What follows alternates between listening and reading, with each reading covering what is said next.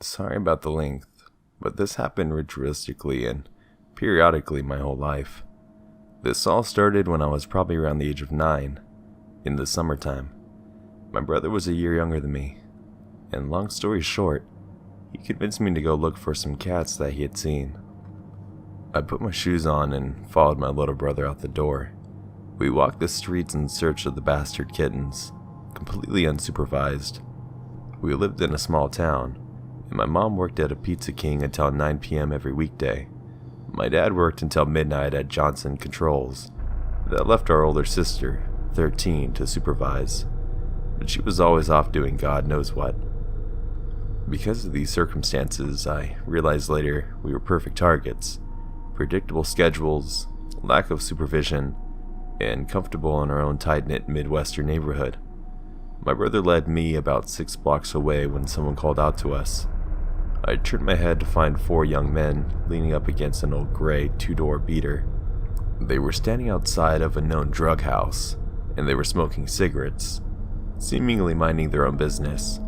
The one who called out to us, closest to the passenger seat, asked us, "Do you guys want some gum?" I stopped dead in my tracks, and my brother looked confused. They offered us gum? It was eerily reminiscent of our yearly stranger danger assemblies in the school auditorium. My brother and I looked at them for a second, but then turned around and started walking back the way we came, saying nothing. They yelled at us to stop, and we turned our heads and saw the driver getting into the car quickly, and the passenger pulling the seat up to let the other 2 in the back. As the engine started, we ran. We ran through the yard of a man whose lawn was always overgrown. We tried to crouch low and lose them, but that loud engine of the old beater was getting closer. It didn't occur to me that they could see the grass moving as we crawled through. We got up this time and ran at full speed, weaving in and out of people's yards to try to buy us some time. They followed. When I realized that there was no outrunning a car, we took a straight line to one of our neighbors' houses and started beating on their back door. The car sped out from around the corner and stopped abruptly in the driveway, so we abandoned that idea and jumped over her fence. We eventually made it back to our house and thought we'd lost them. My mom's voice startled me from behind. "Where have you been? Where's your sister?" I think she had come home because she was on a delivery route that day.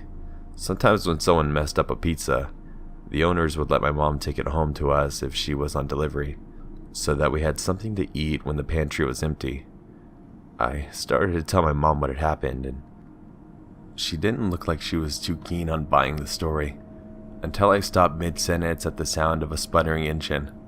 I looked outside, and the 4 men drove past our house slowly, looking in our windows, making eye contact and giving us a menacing look. My mom saw the men, tried to close the blinds, the track was broken but failed, and told us to stay inside for the rest of the day. She left after that. I can't explain why, so I don't ask, she just did. Later that night, still no sign of our sister, and we were hungry. We made some mac and cheese and put on Hannah Montana to get our minds off of things. Laughing at scenes that weren't funny, my nerves started to settle a bit. However, I kept seeing this tiny red light in the corner of my eyes coming from the window. I kept brushing it off. It could have been anything. After some time, I finally stood up and went over to the window to investigate, and saw that this red dot was actually the light to a video camera. I gasped at the sight of this, and he ran away immediately towards another man illuminated by the street lamp down the road. Naturally, I panicked and cried. I ran outside and screamed my sister's name as loud as I could and ran back inside. I called 911 first, then my mom, and told them that there were 2 men with what I thought was a video camera outside on the streets. The police showed up after circling the area and said that they'd stake out for a couple of hours at the house on the corner, but that the men would probably be long gone. They never found the man, but the man found us over and over again. A couple years later, my brother had the neighbor kid over for a sleepover. We all hung out in his room until late at night, laughing loudly and shooting BB guns at the ceiling and at each other. I left the room, and when I came back, my brother had told me that a hand had slapped the window and slid down, like in a horror film. I thought he was just trying to scare me, and I still believe he was probably lying. I was in the middle of telling him that he was full of shit when I saw a little red dot again, silencing all of us. We ducked to the floor at first, silent, unbreathing, and then my brother crawled over and turned off the light. We stayed there for a long time until waking our parents up, but they found nothing. I passed it off as a prank. Another couple of years later, in an insomniac-induced all-nighter, I was sitting in our sunroom with big windows all around with no curtains except for the one to my right, reading a book. It was about 3 in the morning and the whole house was asleep. I had my headphones in, listening to my MP3 player, when I thought I heard a loud noise over the music. I looked up, startled, and saw a man at the door, watching me, at 3 in the morning. This is the closest I had ever been to him. I froze and stared at him. He was about 6 feet tall, and his hair was long and wavy over his eyebrows. It kind of looked like bangs or a comb-over without enough gel. He was wearing a white hoodie and long, blue pants that nearly covered his shoes. He looked like an aged version of the guy who offered us a piece of gum years before, and he had a big digital camera in his hand down to his side. He walked away casually, without fear or haste, maintaining eye contact, and I followed him with my eyes, past the window and behind the only window that was concealed with blinds. Out of my line of sight, I ran inside and told no one. I passed it off as a sleep-deprived hallucination for months, denying the nightmares and the cold chills, or finally came to the realization that this was the man I had seen years before, and I remembered something. The door's lock was broken. Those weren't the only times we caught someone outside of our windows. It happened for years, and it became an odd fact of life, but he seemed to be less interested the older I grew. It's strange, because he had always purposefully revealed his presence, instead of trying to stay discreet, and he even showed his face to me that one night. It makes me wonder what kind of pictures and videos he captured, and how long he would have watched before making himself known to us. I used to convince myself that these were several unrelated instances, because it scared me more to think that one person had the capability to invest that much time into us. It seemed like an odd revenge for outrunning him years before. If you're reading this, you are the reason that I keep my blinds closed and can never own a house plan or a sunroom. Creepy cameraman, if you're reading this, let's not meet. This happened in December of 2010 and was on the UK TV show Crime Watch. Liverpool, England. Mid-December of 2010, I was 16. I was off to school for the half term and was playing video games all day basically. I live in a semi-detached 3-bedroom house, due to my bedroom upstairs being fairly small. My mom let me have the back room downstairs as my room too. This had things in it like my PC, reptiles, guitars. This also had 2 double doors backing onto the garden. One night around 2 a.m., I was playing World of Warcraft and using Ventrilo, talking to our guild friends. Pretty standard night. At this time, my sleep pattern was horrible, and I was staying awake all night playing WoW. I pretty much always have my back door a tiny little bit open to let some cool air in because of the heat coming from my computer at the time. This had never been a problem. We live in a relatively quiet area. Our garden backs onto a small wooded area, and only people I had ever seen in there were kids making dens or playing games, etc. With having headphones in, I couldn't really hear anything outside because of the game volume, but I remember something caught my eye a little. My PC desk is about 3 feet away from the double doors against the wall.